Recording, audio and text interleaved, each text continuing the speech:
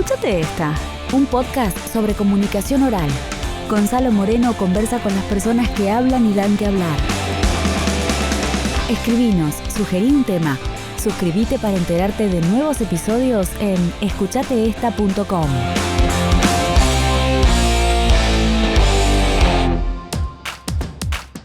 En el año 2007, encontré un libro que sintetizaba aspectos de la radio que en otras publicaciones generalmente se presentaban por separado: la técnica y la estética, la forma y el contenido.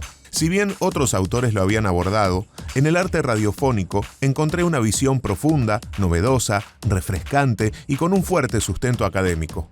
Unos años después conocí en persona a su autor, doctor en comunicación, docente en la Universidad del Comahue, guionista e investigador. Por todo esto, hoy converso con Ricardo Haye. Ricardo, muchísimas gracias por haber venido. Es un placer recibirte, de verdad. Soy un gran admirador de tu pensamiento y de tu trabajo. Te agradezco mucho. Yo me ruborizo cuando me dicen esas cosas. Ricardo, ¿cómo te definís? Sos doctor en comunicación audiovisual, pero digo, más allá de eso, ¿cómo te definís vos? ¿Cómo te sentís? Yo, cuando tengo que definir qué es lo que siento más cerca mío, es el oficio de guionista. A mí me encanta escribir guiones, pero la realización efectiva de ese guión, que es el primer paso, me encanta también.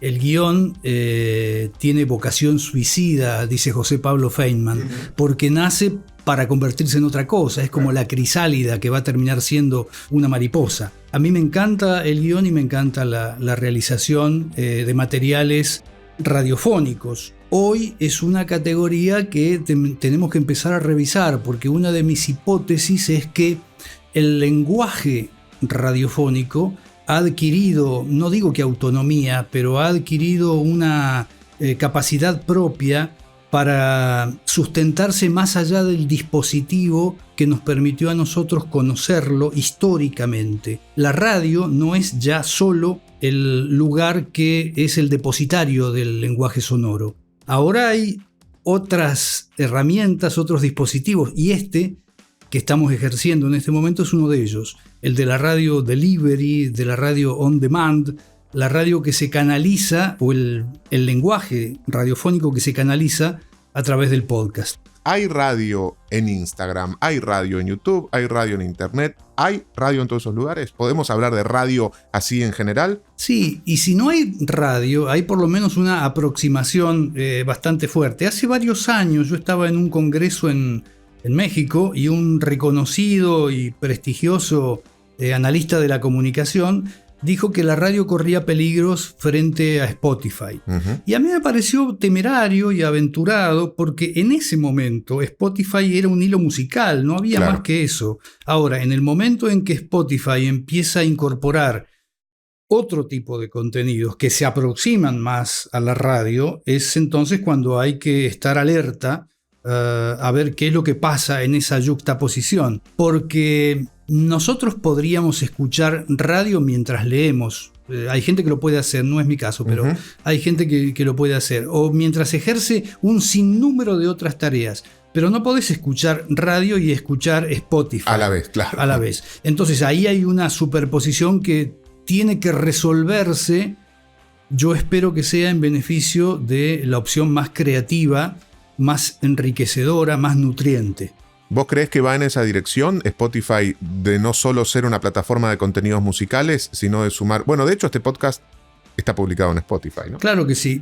Puse el ejemplo de Spotify, pero como habría que pensar en una ramificación de otros sitios, iVoox, la plataforma que también aloja contenidos sonoros, y el trabajo de innumerables podcasters que a lo largo de todo el mundo están cargando contenidos en la red, en distintos espacios de la red. A todo eso, que se podría definir como un perfil muy fuertemente caracterizado por lo amateur, hay que agregarle además las realizaciones intensamente profesionales que proponen sitios como voy a mencionar el que me entusiasma más, que es Podium Podcast, el sitio español del Grupo Prisa, porque el nivel de realización es altísimamente profesional. Y allí hay algunas producciones majestuosas, como El Gran Apagón. ¿Qué implica una realización profesional? Y una realización profesional es aquella que tiene muy en cuenta los ritmos, la temporalidad, que es respetuosa de una secuencia, de una periodicidad de emisión. Hay algunos chiquitos que nosotros podemos escuchar que suben podcast desde Valencia o desde Nueva Zelanda, pero que lo suben sin una rigurosidad periódica, y esos mensajes alojados en la red tienen una duración que también es variable, pueden durar 49 minutos o 1 hora 20, y digo que allí hay un elemento que merece ser analizado. Esa plasticidad en algún momento puede resultarte útil. Hay cosas que yo no puedo definir en 49 minutos y necesito extenderme un poquito más. Pero también es cierto que hay una densidad del mensaje que hace que después de estar hablando 1 hora y media sobre una película, no se resista 1 hora y media más. Claro. Y sin embargo hay quien lo hace. Uh-huh. Me parece que allí están los límites entre lo amateur y lo profesional. ¿Cómo te llevas con el concepto de formato? A mí me parece que en términos de formato la radio en general se ha empobrecido respecto de lo que fue su época dorada. Me parece que hoy vivimos en una dictadura de los magazines y de las radios-revistas, que tiene una estructura muy similar y que obligan a definir a la radio en estos términos. La radio, que a lo largo de sus casi 100 años de vida pocas veces fue igual a sí misma durante mucho tiempo, porque ha estado en permanente evolución, hoy es un medio que lucha por parecerse cada vez más a sí misma las 24 horas del día, 365 días al año. Y eso está caracterizado sobre todo por esta recurrencia, esta repitencia de estructuras muy similares. Uno corre el dial, atraviesa todas las radios y a lo largo de todo el día y se encuentra con estructuras que tienen muy pocas variaciones. Es siempre lo mismo. Que a veces se repiten en pos de una huida del formato y una supuesta espontaneidad. La trampa es que es otro formato pobre, en realidad, ¿no? Sí, a mí me parece que ahí también hay un detalle, Gonzalo, muy importante de remarcar, y es la improvisación no te puede garantizar brillantez todo el tiempo. Yo he conocido muy poca gente con esos niveles, esa capacidad de ser brillantes todo el tiempo. Uno de ellos pudo haber sido Guerrero Martínez, y el otro pudo haber sido, yo lo quise mucho, Miguel Ángel Merellano, con quien la fortuna me permitió trabajar alguna vez, y aprendí muchísimo de él. Alguien que tenía una enorme capacidad de absorción de la realidad, de procesamiento de esa realidad y de devolución de esa realidad. Pero quienes no tenemos esas capacidades, necesitamos desarrollar mecanismos de producción previa que nos fortalezcan, que nos fortifiquen y que permitan confeccionar un producto mejor acabado. Esa falta de preelaboración en la radio se siente, se sufre en términos temáticos y en términos estilísticos. Por eso yo no quiero parecer aquí como alguien que viene a reivindicar que todo tiempo pasado fue mejor y que la radio de antes era mejor. No digo eso. Si alguien lo entiende, me corrijo, no es eso. Lo que sí digo es que esa radio que escuchaban nuestros padres o nuestros abuelos era una radio que tenía una estructura más variada. La música era más variada. Había música para todos los públicos, para todos los registros, y había estructuras dramáticas, y había adaptaciones de cuentos, y había investigación que se resolvía en términos de reportajes o de investigación. Y hoy la radio vive la dictadura de los magazines, a toda hora y en todas las radios. Ricardo, te pedí que elijas un audio que hable de tu pasado, y elegiste este.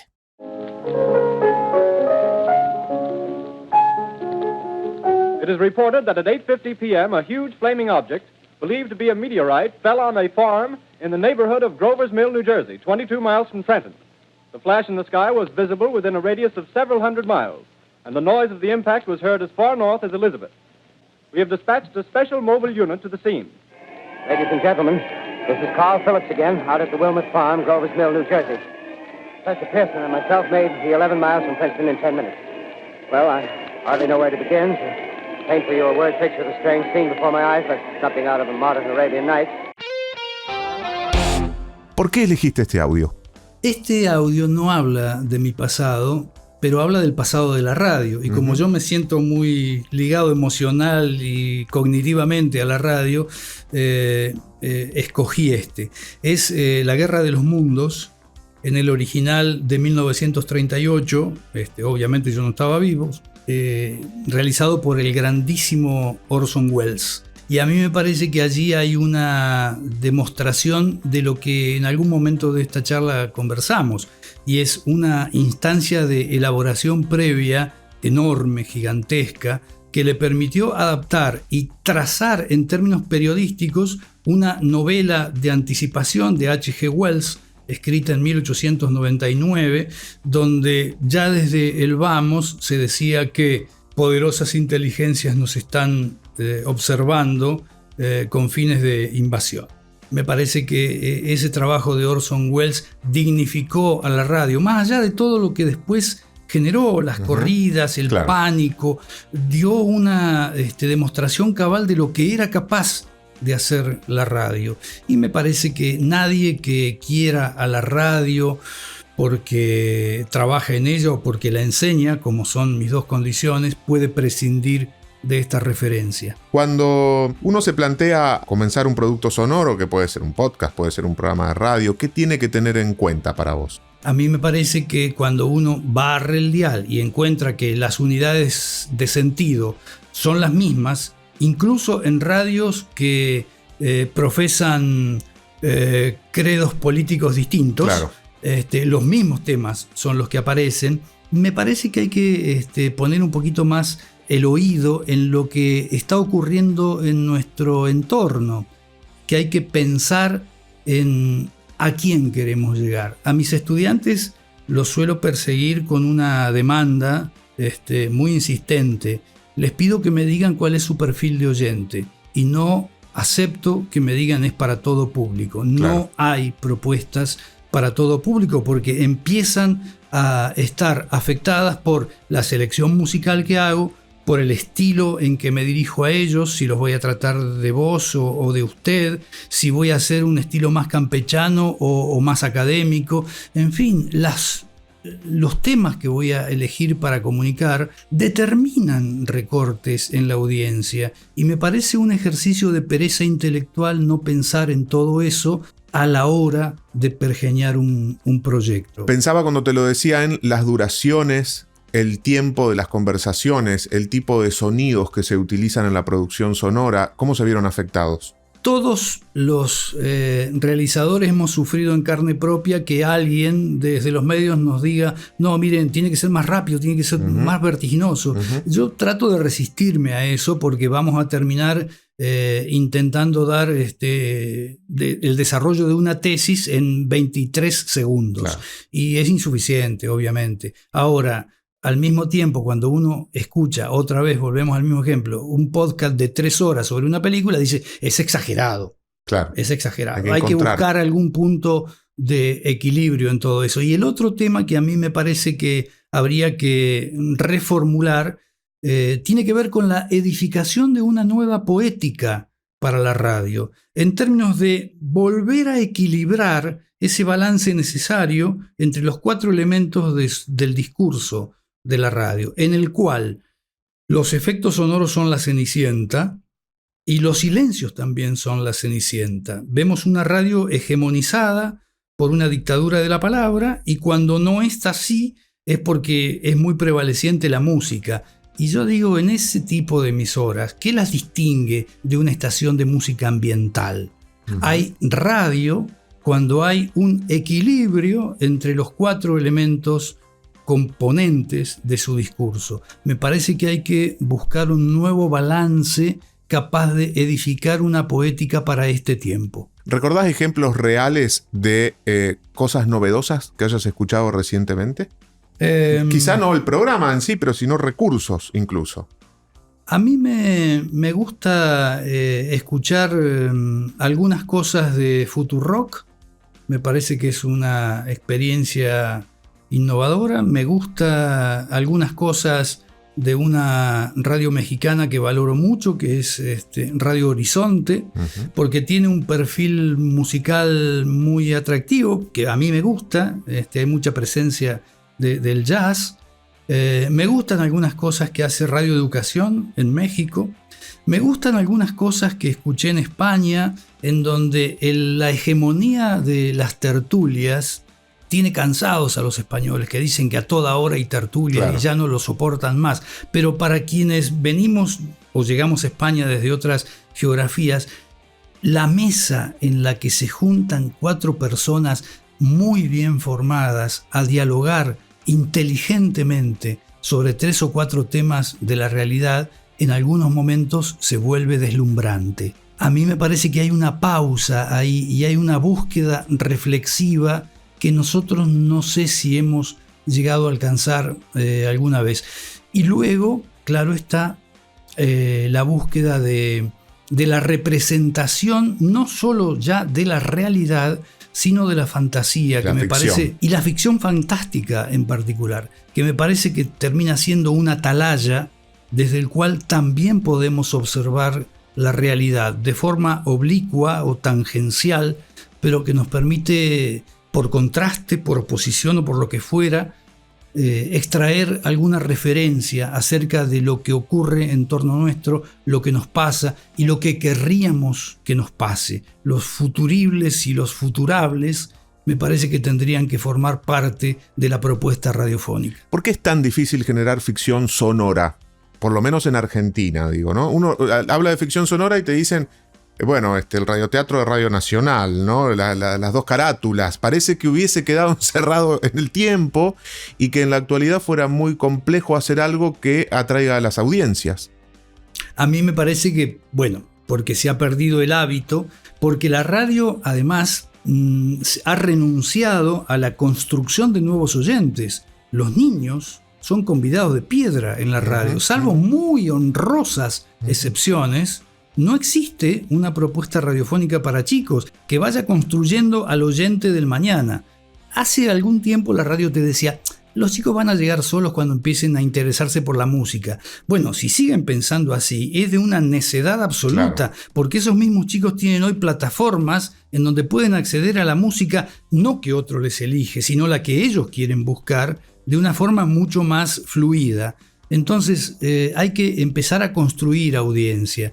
Y el otro elemento determinante en respuesta a lo que vos me preguntás es cierta pereza intelectual de parte de los directivos y muy dolorosamente de parte de algunos realizadores también, que no han desarrollado este tipo de producciones, este tipo de formatos. Radios poderosísimas de Europa han abandonado la ficción y solo la producen para enviarlas a concursos internacionales. Algunas de esas producciones, incluso pudiendo ganar algún premio, pueden ni llegar a ser emitidas luego.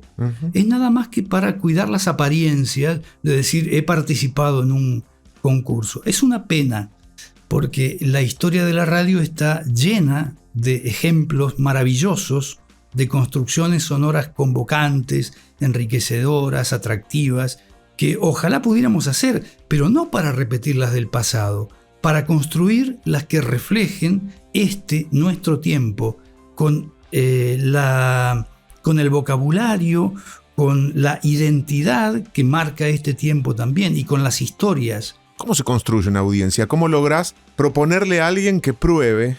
Y en principio escuchándolo, tratando de sintonizar cuáles son sus intereses, sus apetitos, sus necesidades, algunas de las cuales esa persona te las va a poder explicitar y algunas otras hasta es probable que no logre ponerlas en palabras. Hay que hacer una profunda observación de quién es el público hacia el que queremos dirigirnos para entender qué es lo que nosotros podemos ofrecerle. ¿El problema es de dinero también? ¿Se necesita más inversión para hacer ese tipo de desarrollo de productos? Bueno, probablemente si vos estás pensando en hacer una radio con un conductor y 2 o 3 columnistas y un mobilero, nada más, que es una radio pobre, porque además al operador le vas a pedir que musicalice también, no va a haber productores, no va a haber guionistas. Bueno, esa es una radio pobre que te cuesta poco. A lo mejor la que nosotros queremos pudiera costarte un pelín más. Pero también es cierto que ha habido procesos de domesticación tecnológica formidables que te permiten a vos producir radio en tu propio domicilio. Uh-huh. Tenés la tecnología a tu alcance, podés hacerlo. Y eso también ha significado un abaratamiento de algunos costos. Entonces hay que buscar los equilibrios y no ser tan mezquino a la hora de considerar los proyectos y los presupuestos que les permitan adquirir entidad propia. Nosotros ahora que ya podemos ver algunos números de tráfico del podcast y todo, uno dice, sin duda es mucho más efectivo hacer este tipo de programa, por ejemplo, en este formato, que transmitirlo al aire una hora determinada, un día determinado, porque es muy difícil que la audiencia lo pueda consumir en ese contexto. Sí, porque además ahí participa otra de las modificaciones que la radio on demand ha traído, sobre todo respecto de las viejas teorías con las que nosotros crecimos y aprendimos a hacer radio. La fugacidad dejó de ser una variable infranqueable. Ahora los productos están ahí a disposición para que uno los escuche las veces que quiera y sobre todo, y no menos importante, en el momento que uno quiera. Claro. Ahora el emisor dejó de ser el que define la oportunidad. Ahora puede hacerlo también el receptor, el oyente, y puede decir, esto no lo entendí, voy a ir marcha atrás y lo voy a volver a escuchar hasta que me quede claro. Se supone que con estas ventajas uno podría ser un poquito más plástico en la realización y permitirse algunas temeridades que a lo mejor hace tiempo decíamos, no, lo voy a decir más sencillo por riesgo a que no se entienda. Se experimenta poco en la radio y esa es una de las cosas lastimosas que nos ocurren, que no tengamos la temeridad de ser un poquito más experimental. Cuando hoy la tecnología permite, con el celular, ni siquiera te digo con un micrófono accesible, con el celular ponerse a jugar. Eso es la experimentación de la que estás hablando, ¿no? Yo te decía hace un instante el recuperar la fuerza expresiva de los efectos sonoros. Unos colegas en España, en la Universidad Pontificia de Salamanca, hicieron una pequeña investigación preguntando qué es lo que la gente le gustaba más escuchar. Entonces cuando me lo preguntan a mí, ¿qué crees que han dicho? Yo dije, arriesgando, ¿los efectos sonoros? Sí, pero no solamente eso. La gente pidió que quería escuchar a los efectos sonoros en movimiento. Y me parece un desafío maravilloso que lo han visto los oyentes antes que muchos realizadores. Hoy, sobre todo con la modificación de los parques tecnológicos que te permiten trabajar con 5.1 o con 7.1, vos podrías ofrecerle un panorama de sonidos en movimiento y no estáticos. Me parece que hay que pensar con mayor audacia en términos de lo que uno realiza. La radio, lamentablemente, y algunas carreras muy ortodoxas nos han acostumbrado de que podemos hablarle al oyente a 1/4 del micrófono pero sin movernos de ahí. Uh-huh. Entonces cuando uno hace esto y se aleja o se mueve para el otro lado y se bambolea frente al micrófono, desconcierta. ¿Por qué?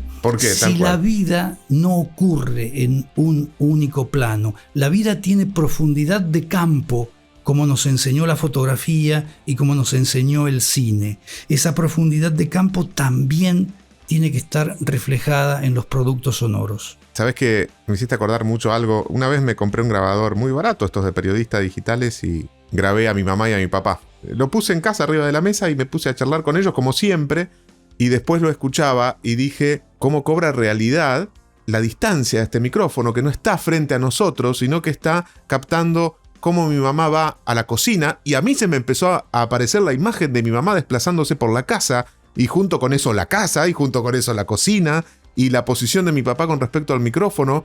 Fue un descubrimiento muy fuerte para mí emocionalmente volver a conectarme con esos audios, por esto que vos decís también, de esa voz que se vincula también espacialmente con la fuente de registro, Sí. ¿no? Esta recreación del movimiento es lo que yo he llamado en algún texto la cinemática, ¿no? La posibilidad de reflejar ese movimiento. Y lo otro, que me lo sugiere este relato tuyo de la experiencia con tu madre, mientras vos la veías desplazarse hacia la cocina, escuchando un trabajo que tiene ya algunos años, es probable que te pueda remontar a mucho más atrás en el tiempo, a cuando eras pibe y la vieja iba hacia la cocina a prepararte un chocolate. Si fueras capaz de recrear esa sensación gustativa en tus papilas, Claro. estarías desarrollando un proceso senestésico al que la radio no debería negarse. Ujú. La reconstrucción de la sensorialidad más básica, eso sería la sinestesia, a la recuperación de la sensorialidad del intracuerpo. ¿Por qué la radio se niega en muchos de sus episodios más renombrados a poner en juego todo este potencial? Las sensaciones táctiles, olfativas, ¿no? Que van más allá de lo inmediato, que es lo sonoro. Por supuesto. Te pedí que elijas un audio que tenga que ver con tu presente o tu futuro y elegiste este audio. Lo que comanda el relato, Gran Khan, no es la voz, sino el oído. Si serás extravagante, Marco Polo. Si serás.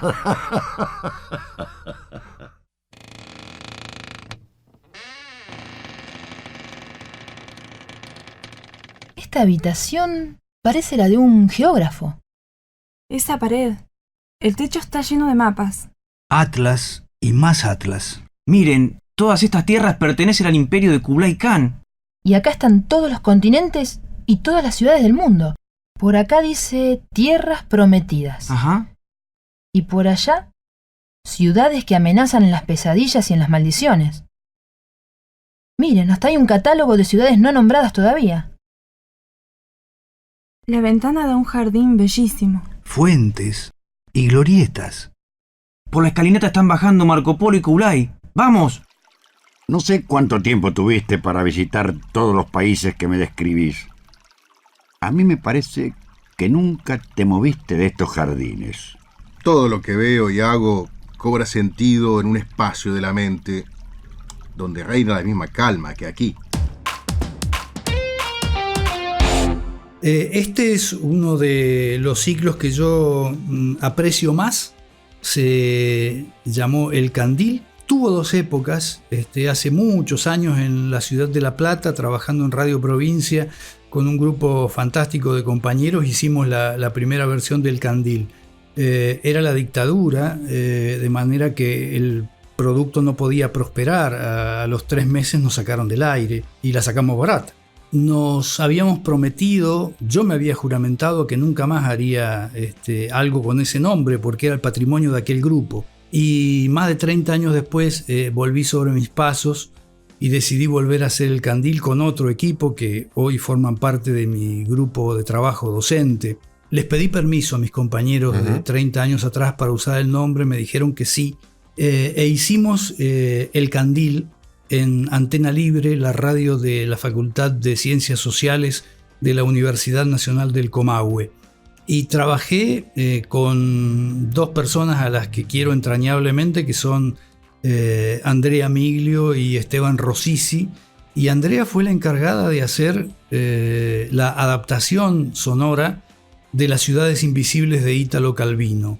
No fue solamente un trabajo de adaptación, sino que fue un trabajo de creación y recreación formidable. Cuando me preguntaste en cuál pensaba y cuál recuperaba, quise recuperar Las ciudades invisibles. Bueno, gracias por haberlo compartido con nosotros. ¿Cuáles son los sonidos más hermosos que recordás? Hay uno que a mí me gusta mucho y es el de los trenes. Yo vivo en una ciudad, en General Roca, en Río Negro, donde el tren prácticamente ha desaparecido y solo queda algún carguero que va rumbo a Zapala. Yo vivo a unas 8 o 10 cuadras de de las vías, y sin embargo se escucha en las noches el paso del tren carguero, y el pitido de la bocina se escucha en distintas cercanías y lejanías, y es maravilloso. Eso también transporta a una dimensión espacial y de movimiento. Me parece que ahí hay algunas pistas. Los mexicanos han hecho alguna vez un trabajo de relevamiento de cuáles son los sonidos en extinción. Inmediatamente aparece, me ha tocado ponerlo en juego esto, y muchas veces aparece el sonido de los afiladores que se han perdido, ¿no? Pero hay un montón de otros sonidos que tienden a extraviarse.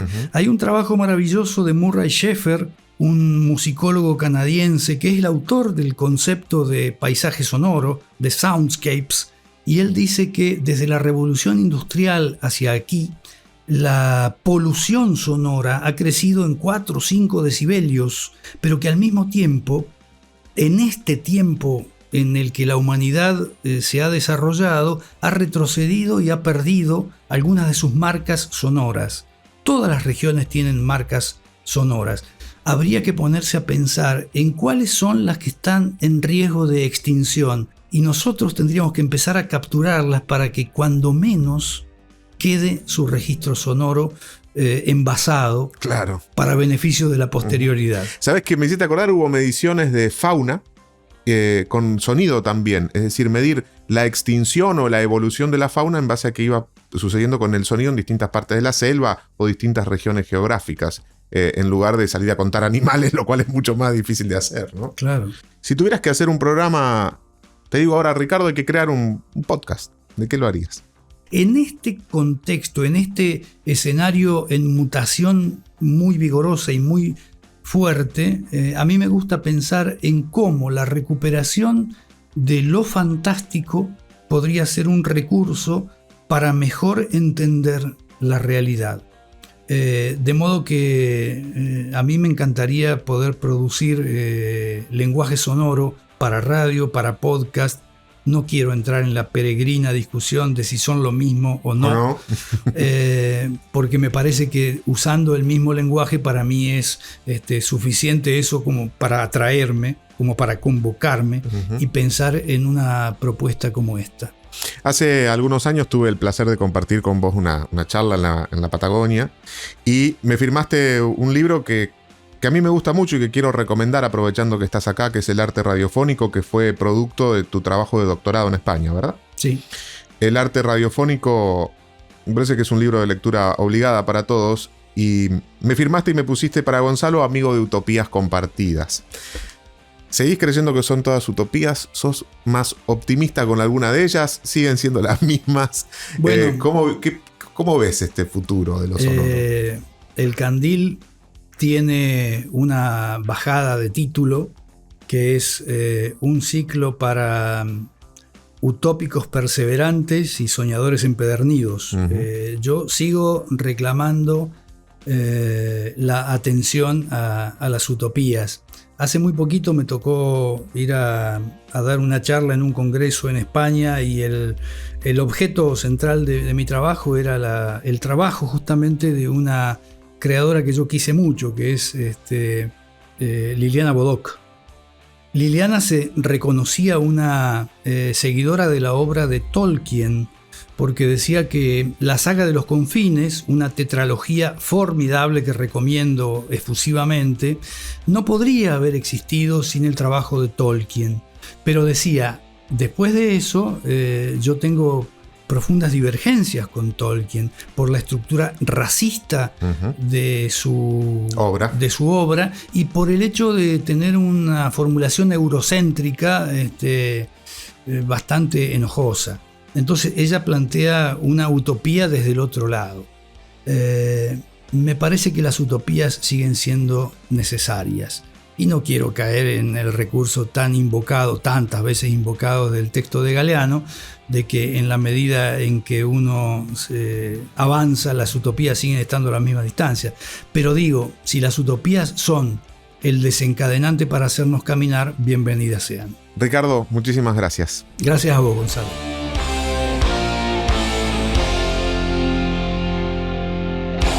Podés contactar a Ricardo en Facebook buscándolo como Ricardo Haye.